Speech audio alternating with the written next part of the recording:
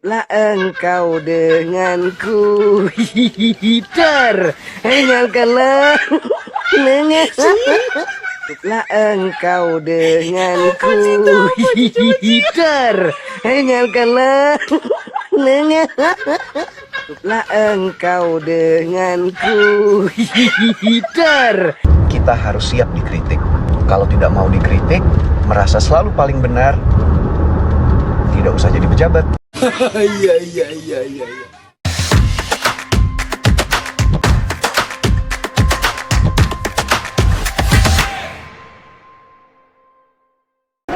Ini jadi Pak Bupati, kenapa ini tawurannya, anak korbannya bagaimana? Maju. Maju. Jadi kita bagi anak bos aja 11 juta di Hasan Sadikin. Oh, jadi korbannya dibacok. Iya. Oh, mukanya habis. Pakai celurit. Kita pakai apa itu? Kemudian sekarang dirawat di Hasan Sadikin. Kita pulang. Dan ini anak-anaknya yang mengeroyoknya di antaranya. Semuanya sudah dibawa ke sini belum, anak yang mengeroyoknya? Sudah ya? Tak nyangka itu dulu detik bisa wanian itu. Ya, detik wanian kulantar lomba baturna. Sorangan mah udah mau wani. Jadi Pak Bupati, biayanya siap? Siap saja. Duitnya ada? Ada saja. Ya, 6 bulan ya? Siap. Sampai mereka baik ya? Siap. Oke, ini kita mulai, Purwakarta memulai mengirim ke Resimen 1 Stirayuda Kostrat ya.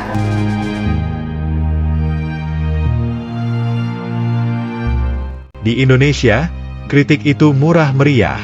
Cukup duduk manis di ruangan ber-AC, lalu keluarin 1-2 kata komentar. Selesai. Tapi, yang mau kotor tangannya, bisa dihitung pakai jari. Mas Verrel Bramasta, aktor ganteng, influencer hits, sekaligus anggota DPR Komisi 10. Dengan gaya elegan, di kantor ber-AC, duduk santai di kursi empuk, ia memberi komentar tentang program Kang Deddy Mulyadi, Gubernur Jawa Barat, soal anak-anak bermasalah yang dibina lewat barak militer. Dan, seperti biasa, komentar khas kaum elit ya, begitu aja. Banyak yang akhirnya bertanya, apakah metode ini benar-benar efektif untuk men-tackle akar permasalahan? Pendekatan militer itu keliru. Kenakalan remaja harus ditangani dari akarnya, bukan dihajar fisiknya. Kalimatnya memang indah, cocok jadi kutipan motivasi di seminar parenting. Tapi sayangnya, hidup ini tidak berjalan di atas kertas. Anak-anak nakal di lapangan hidup di realita, bukan di buku teori. Mereka besar di jalanan, di lingkungan keras, di keluarga yang bahkan untuk makan sehari-hari saja ngos-ngosan. Orang tua mereka sudah kewalahan, lelah, tak tahu lagi harus bagaimana menghadapi anak-anak yang semakin liar. Sementara Mas Verrel, ia bicara dari zona nyaman. Wajarlah, hidupnya penuh privilege. Anak orang berada, dididik baik-baik, dijaga dari kerasnya dunia nyata. Tapi coba Mas, sekali-sekali turun ke lapangan. Rasakan sendiri bagaimana kerasnya hidup anak-anak yang Anda komentari itu.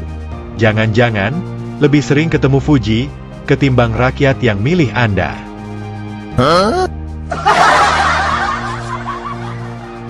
Jujur, demi apapun ya boys, seumur hidup aku tuh nggak pernah boleh sama mama main yang kotor-kotoran. Apalagi kayak maksudnya mandi aja tuh kok harus sehari itu 2 kali. Biasanya dulu nggak boleh main kotor-kotoran, hujan-hujanan aja nggak boleh.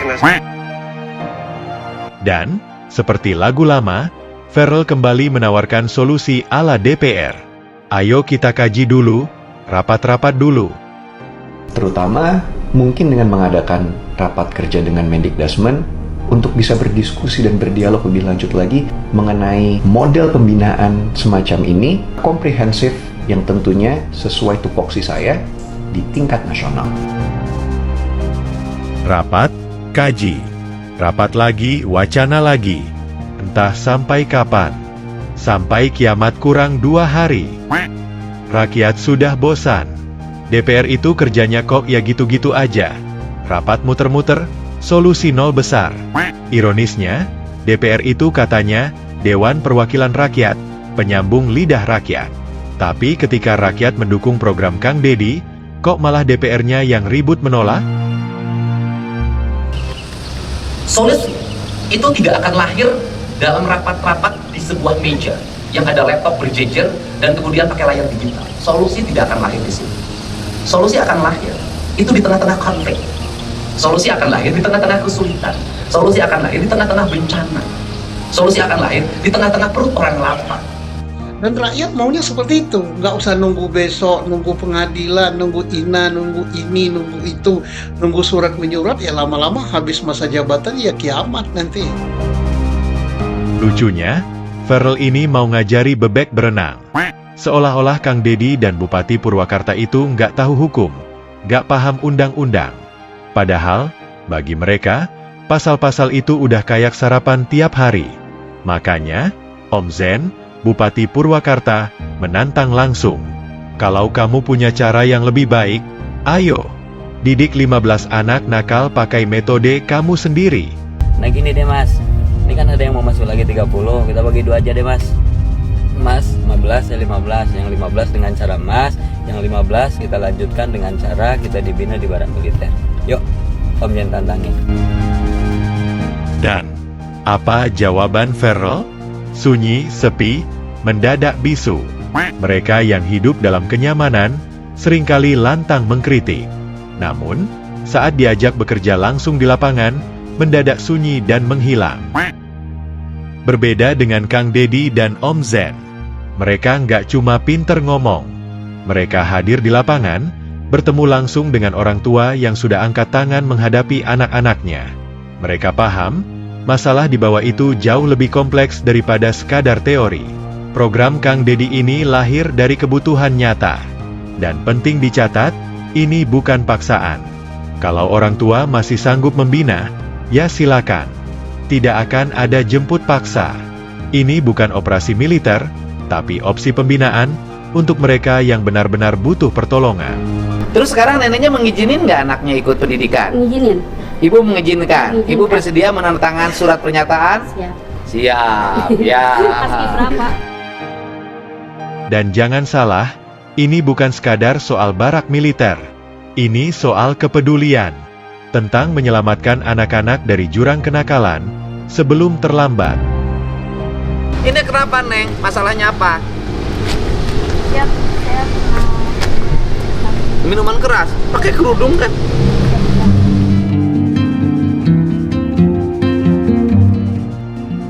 Diajak sama siapa waktu itu? sama Bukan, minuman keras diajak sama siapa? sama teman. Di mana minumnya? Siap di luaran. Di luaran tuh di mana? Di rumah teman. Minum apa jenisnya? Alka. Hah? Alka. Mabuk nggak? Siap, siap. Pusing? Siap, siap. Berapa kali minum? Sering? Udah nggak kehitung. Udah nggak kehitung. Sering. Sekarang pengen lepas dari minuman keras. Siap, siap. Itu minuman keras tuh karena diajak oleh teman. Siap. Punya grup. Grupnya grup apaan sih? Belum saja. Ya maksudnya grup sekolah. Belum luaran. Di luaran tuh sekampung, se-RW, se-RT atau beda-beda? Beda-beda. Melalui media sosial? Siap, siap. Oke, jenis media sosial yang digunakan apa? Facebook, IG? WA. Oh, punya grup WA-nya. Ya. Grup WA mabuknya grup WA apa? Kan ada grupnya tuh. Misalnya aki-aki legeng gitu. Grup WA-nya apa? Siap WhatsApp. Warsat. Apa itu Warsat? Warung susah. Warung susah. Grup WA itu ya. Ada berapa orang di grup itu? Siap, ada 9. 9. Itu rata-rata anak sekolah. Siap, beda-beda. Beda-beda. Nah, di grup WA itu apa aja yang dilakukan selain mabuk? Siap, main. Main keluyuran, Ya. nongkrong sampai malam. Siap, Pakai motor? siap, siap. Grup pakai motor ya. Keluyuran. Terus suka tidur di rumah jam berapa? Siap, jam 1 malam. Jam 1 malam bangun, Jam 10 pagi siang. jam 10 siang. Sekolah bolos. Siap, jarang. Jarang sekolah. Ibunya gimana? Siap, ibu marah. Marah, tapi sudah dilawan. Siap, Bukan, artinya kan nggak bisa berubah walaupun ibunya marah. Nggak didengerin ibunya ngomong. Karena sudah kecanduan. siap, siap. Apa sih yang dirasakan dari grup itu bisa minum bareng itu? Siap. Nggak, terus terang aja. Apa yang dirasakan, ketenangan, kebahagiaan? Ini kan harus kita cari solusinya. Siap, ketenangan. Jadi dengan minum itu tenang. Siap, siap. Emang ada problem apa di rumahnya? Nggak ada problem. Ibunya ada? Ada. Baik. Baik. Bapaknya ada? Ada. Baik. Baik. Ada konflik di keluarga nggak? Siap. Kadang orang tua apa? Suka jengkel sama orang tua, kenapa? Orang tua suka berantem. Oh, karena bapak ibunya suka berantem. Siap ya. Suka berantem bapak ibunya. Siap ya. Jadi jenuh lihat bapak ibu berantem. Karena jenuh lihat bapak ibu berantem, akhirnya udahlah saya lawan dengan cara ini. Sekarang bapak ibunya masih berantem nggak? Sering. Jadi karena faktor jenuh di rumah, akhirnya memilih jalan ini. Nah, kemudian sekarang di sini merasa punya temen nggak? Merasa ada yang menyayangi nggak? Merasa terarah nggak? Terus terang aja, sedih nggak waktu tinggal di sini sehari semalam? Siap. Enggak, karena merasa di rumah juga nggak punya teman. Siap ya. Di sini merasa punya teman. Siap ya. Nah, kalau saya punya program, habis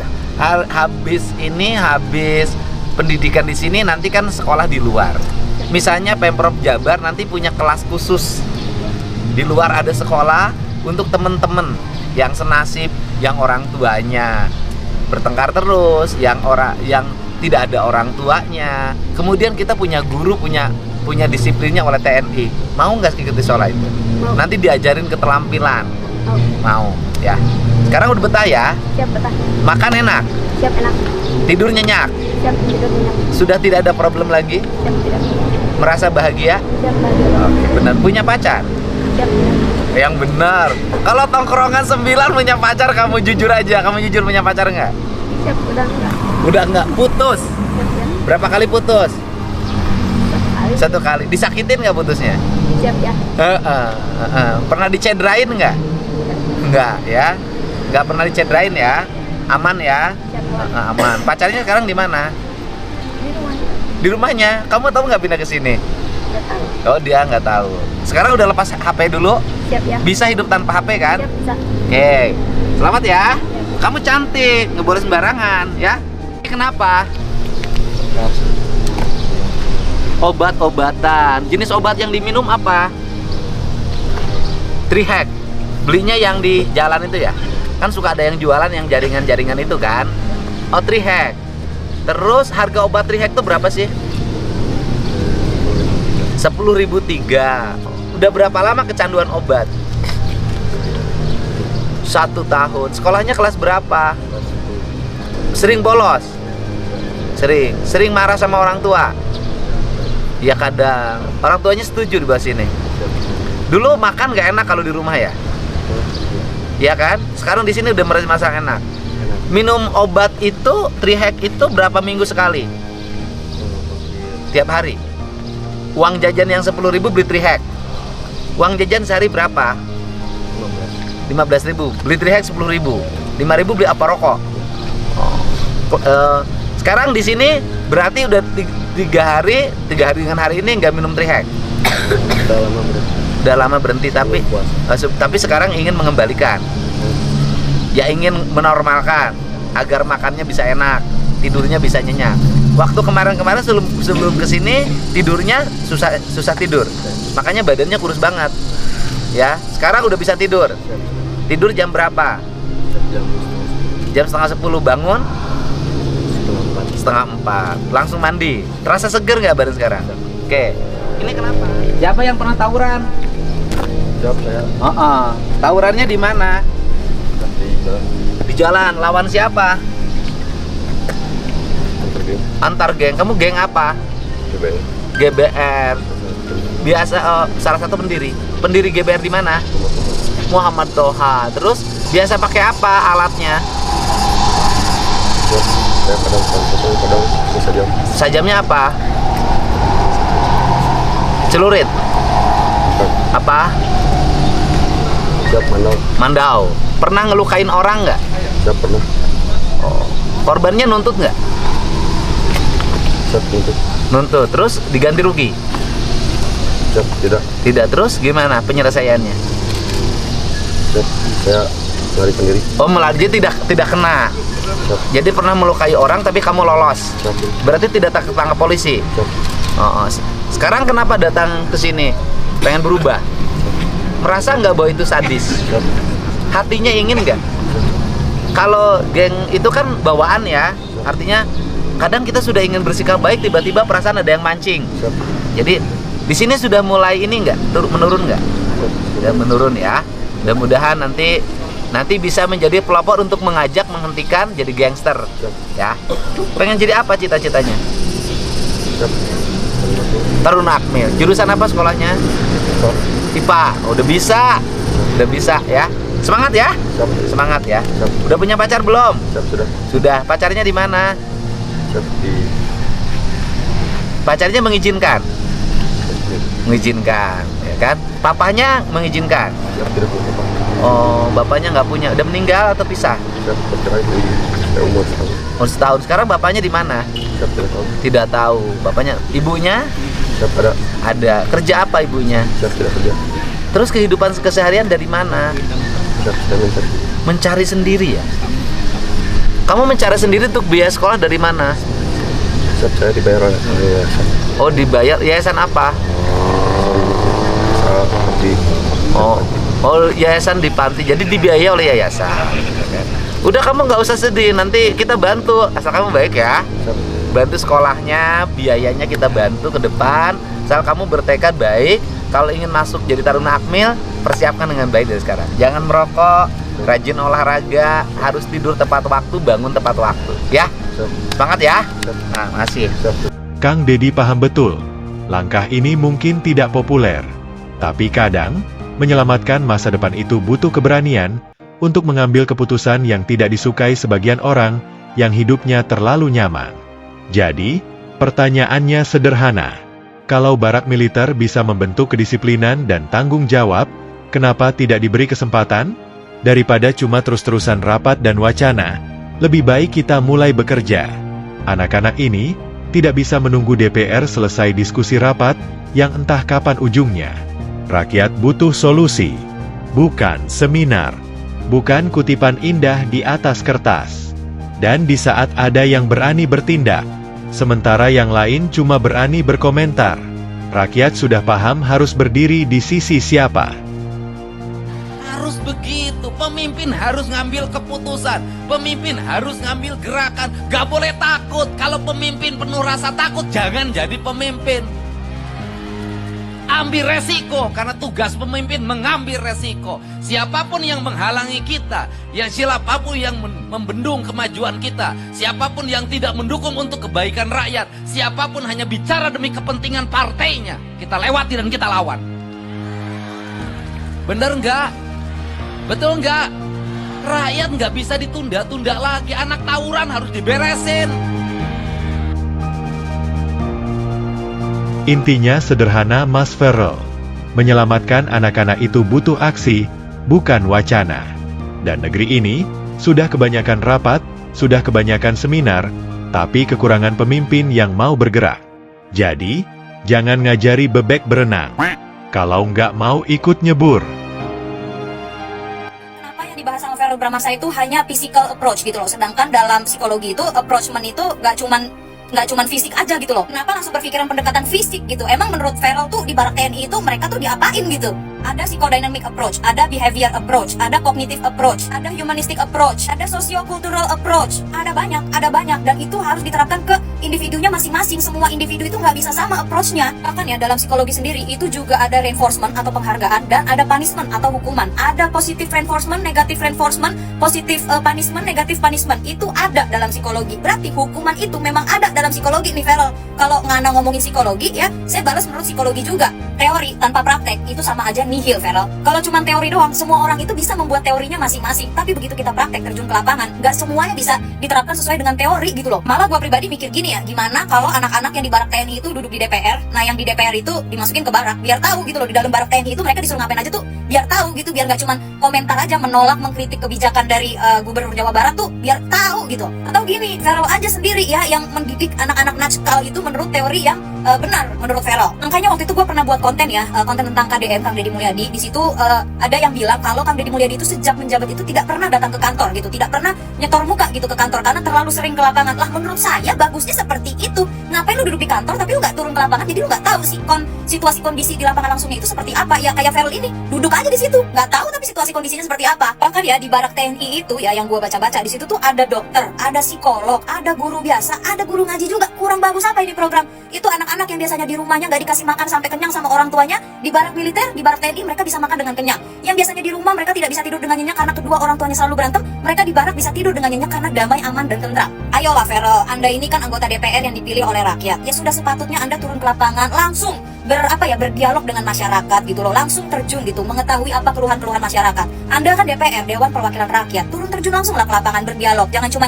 mengkritik dan hanya tahu dari sosial media aja, turun langsung. Kelamaan kalau nunggu pakai teori sama diagnosa, ini kejadian-kejadian kayak gini ini udah lama. Saat ini tuh saatnya kita bertindak gitu, tindakan nyata, kerja nyata, bukan teori lagi. Jangan cuma rapat, terus tindakan nyatanya kagak ada. Ini permasalahan ini mau sampai kapan? Kang Deddy Mulyadi itu juga nggak sembarangan gitu, ciduk anak langsung masuk barak, ciduk anak masuk barak, enggak gitu. Tapi ini berdasarkan persetujuan orang tua si anak tersebut. Bahkan orang tuanya yang meminta ke Kang Deddy untuk memasukkan anaknya ke barak militer.